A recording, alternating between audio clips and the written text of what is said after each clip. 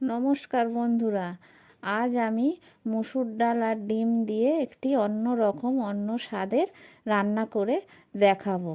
এই রান্নাটি কেমন লাগলো আমাকে জানাতে ভুলবেন না।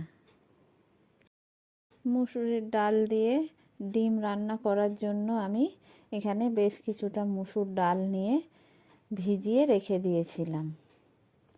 ভিজে গেছে ভালোই। আর নিয়েছি 3টে ডিম, আর নিয়েছি মশলা। এখানে 2টো পেঁয়াজ কুচি করে কুচিয়ে নিয়েছি, রসুন আর আদা, আর 2টো কাঁচা লঙ্কা নিয়েছি, আর ধনেপাতা আর পাকা টমেটো।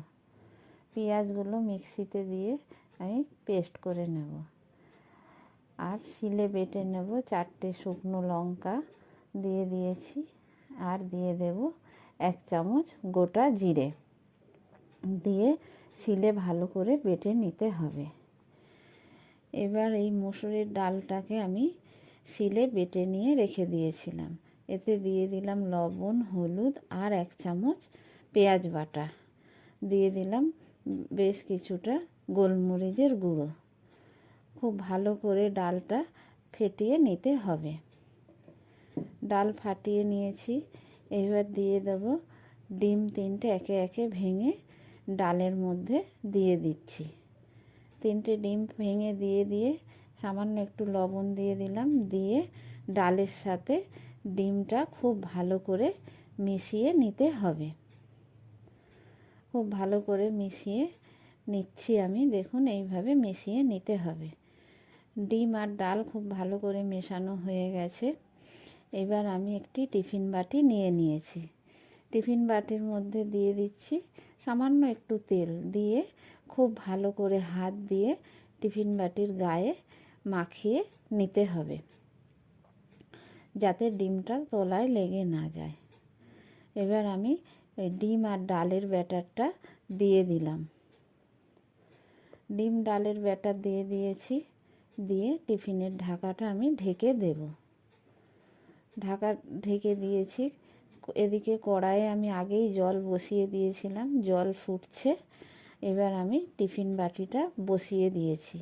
দিয়ে বাটিটার উপরে একটি নোড়া দিয়ে ভালো করে চেপে দিয়েছি, দিয়ে ঢেকে দিয়েছি। 30 মিনিট ধরে আমি এটা ভালো করে সেদ্ধ করে নেব।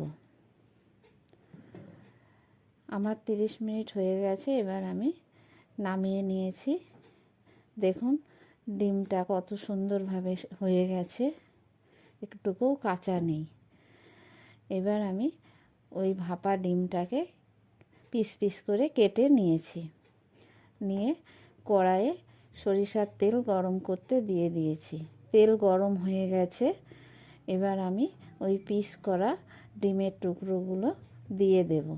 দিয়ে হালকা করে ভেজে নেব। খুব কড়া করে ভাজলে হবে না, হালকা করে ভেজে নিতে হবে। ভাজা হয়ে গেছে, আমি নামিয়ে নিয়েছি। ওই তেলের মধ্যেই এবার আমি ফোড়নে দিয়ে দিচ্ছি একটু গোটা জিরে।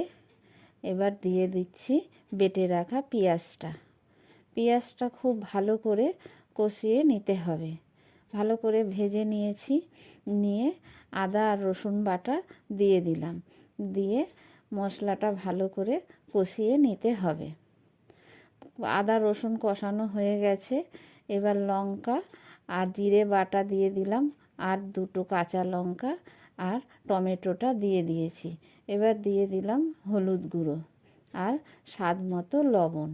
দিয়ে মশলাটা কষিয়ে নিয়েছি। নিয়ে একটু জল দিয়ে দিলাম। দিয়ে আবারও ভালো করে মশলাটা আমি কষিয়ে নেব। মশলা দিয়ে যতক্ষণ না তেল ছেড়ে আসে ততক্ষণ আমি কষাবো। মশলা দিয়ে তেল ছেড়ে গেছে। এবার আমি পরিমাণ মতো জল দিয়ে দিলাম। জলটা ভালো করে মশলার সাথে মিশিয়ে নিয়েছি। বেশ গ্রেভিটা ফুটে উঠেছে। এবার আমি ওই ভেজে রাখা ডিমগুলো দিয়ে দিলাম। দিয়ে বেশ কিছুক্ষণ ধরে এটা রান্না করে নিতে হবে। ভালো করে আমি সেদ্ধ করে নিয়েছি। গ্রেভিটা গায়ে লাগা লাগা হয়ে গেছে। এবার আমি নামিয়ে নেব। নামানোর আগে আমি গরম মশলা দিয়ে দিলাম, দিয়ে খুন্তি দিয়ে খুব ভালো করে মিশিয়ে নিয়েছি। এই রান্নাটি গরম ভাতের সাথে খেতে খুব ভালো লাগবে।